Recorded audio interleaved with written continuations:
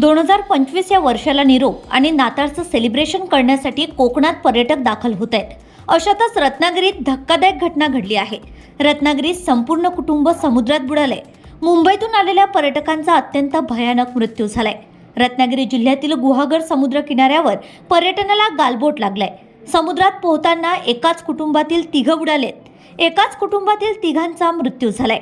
मुंबईतील पवई येथून गुहागरमध्ये पर्यटनासाठी आले असताना समुद्रात पोहताना ही दुर्घटना घडली. पाण्याचा अंदाज न आल्याने 3घे जण पाण्यात बुडाले आहेत. पत्नी आणि 14 वर्षाच्या मुलाला स्थानिकांनी वाचवलंय.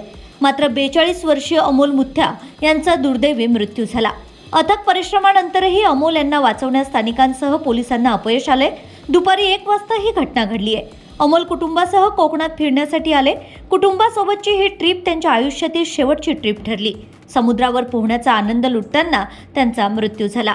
त्यांची पत्नी आणि मुलगा हे वाचले आहेत. दोघांनाही मोठा धक्का बसलाय. Bureau report RCN news.